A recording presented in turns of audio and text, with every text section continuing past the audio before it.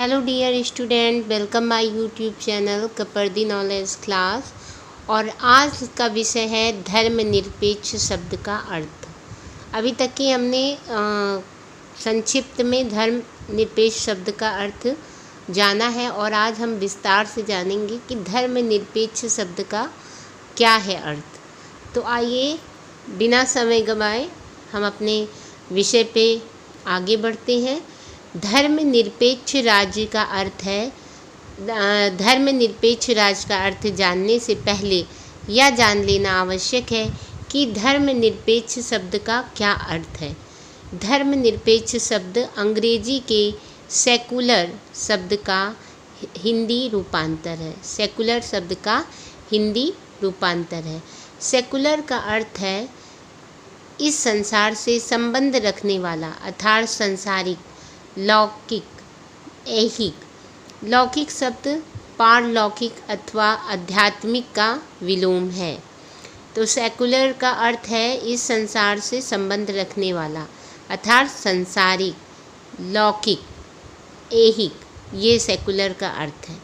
लौकिक शब्द जो है पारलौकिक अथवा आध्यात्मिक का विलोम है। आध्यात्मिक का विलोम मतलब अध्यात्म में न रहने वाला आपका क्या हो जाएगा, इसका विलोम क्या हो गया, लौकिक, यानी कि पारलौकिक।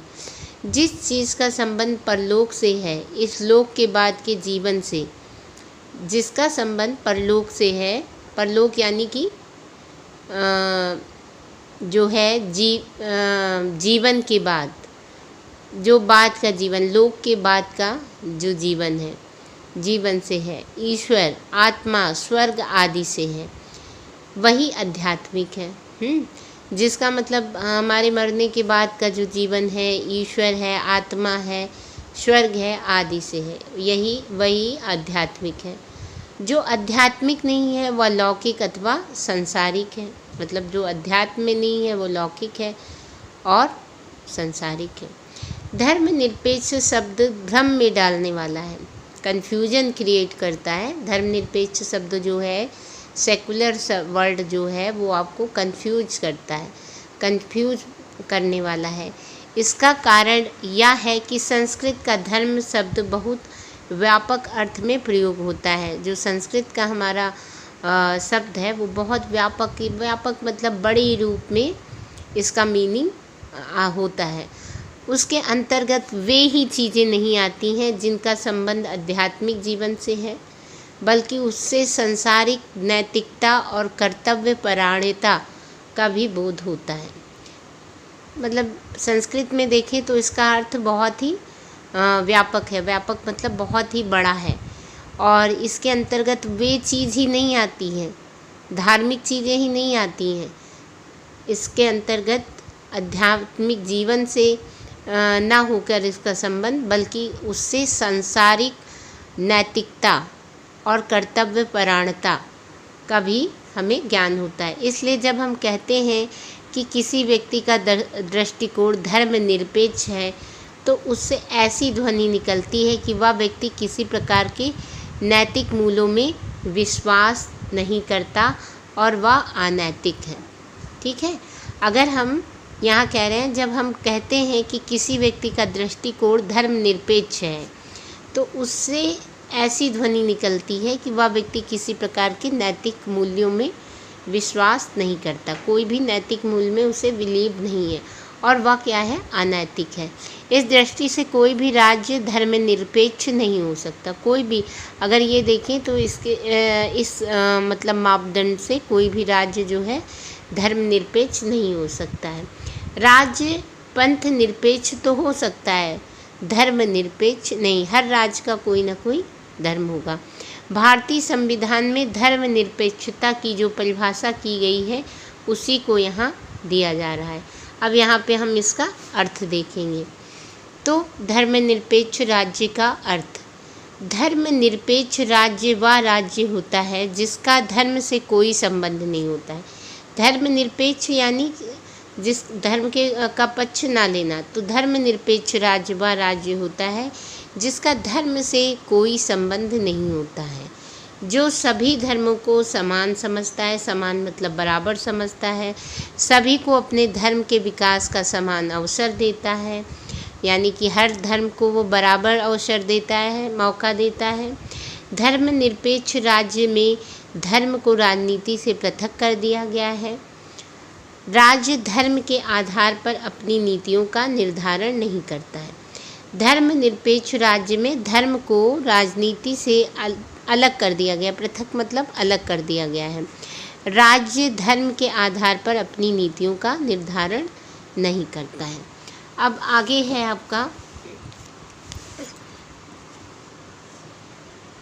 धर्मनिरपेक्ष राज्य का अर्थ यह नहीं है कि वह अपने यहाँ सब धर्मों को मान्यता दे और उनके प्रचार तथा उन्नति के लिए राजकीय धन तथा साधनों का प्रयोग करे।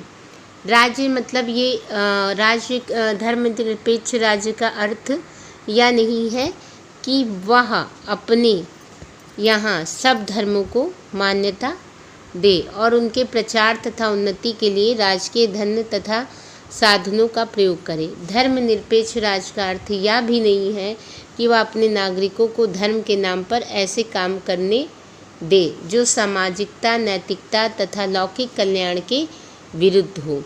उदाहरण के लिए कुछ जनजातियों में नर बलि की प्रथा प्रचलित है।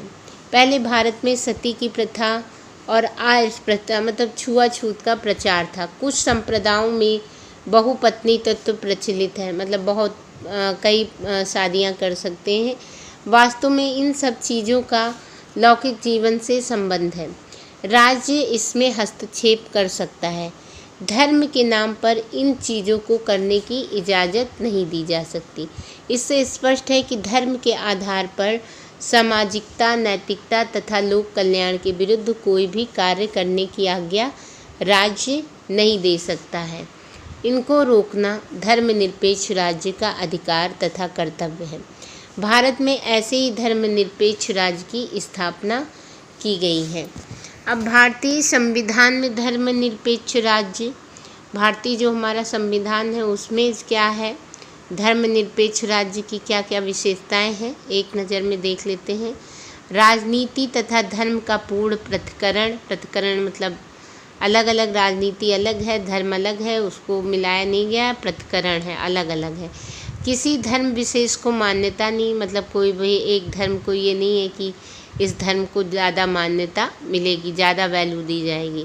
धर्म के प्रचार के लिए राजकीय साधनों का प्रयोग नहीं। आप धर्म का प्रचार करें लेकिन राजकीय साधन का उसमें प्रयोग नहीं होगा। किसी धर्म विशेष को मानने के लिए बाध्यता नहीं है कि आप हमारे ही धर्म को माने, ज़बरदस्ती आपसे कहा जाए नहीं हमारे ही धर्म को मानना है, तो ऐसा नहीं है। धर्म के आधार पर भेदभाव का अंत, धर्म के आधार पर भेदभाव का अंत किया जाएगा। प्रत्येक संप्रदाय को अपनी संस्थाएं कायम करने तथा चलाने का अधिकार है। हर संप्रदाय, हर धर्म के लोग, हिंदू, मुस्लिम, सिख, ईसाई, सभी अपने अपने संप्रदाय को, अपनी संस्थाओं को कायम करने तथा चलाने का उनको अधिकार है। असामाजिक तथा अनैतिक कार्यवाहियों पर रोक लगेगी। असामाजिक, जो सामाजिक नहीं है, जो नैतिक नहीं है, उन कार्यवाहियों पर रोक लगा दी जाएगी। तो आइए डिटेल से देखते हैं। भारतीय संविधान में धर्मनिरपेक्ष राज्य। संविधान निर्माताओं ने भारत में धर्मनिरपेक्ष राज्य की स्थापना की। संविधान के 42वें संशोधन द्वारा संविधान की प्रस्तावना में धर्मनिरपेक्ष शब्द जोड़ा गया।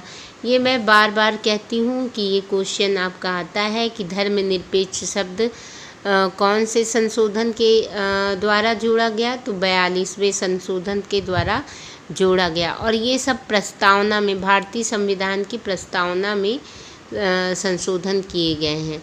संविधान के 44वें संशोधन में भी धर्मनिरपेक्ष शब्द को प्रस्तावना में स्थान दिया गया।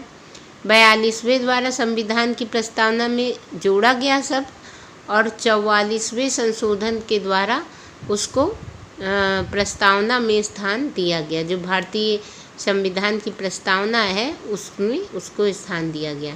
संविधान के अनुच्छेद 15, 1, 2, 17, 25, 26, 27 तथा 28 में धार्मिक स्वतंत्रता तथा अधिकारों के संबंध में जो विवेचना की गई है। किस अनुच्छेद में बताया गया है?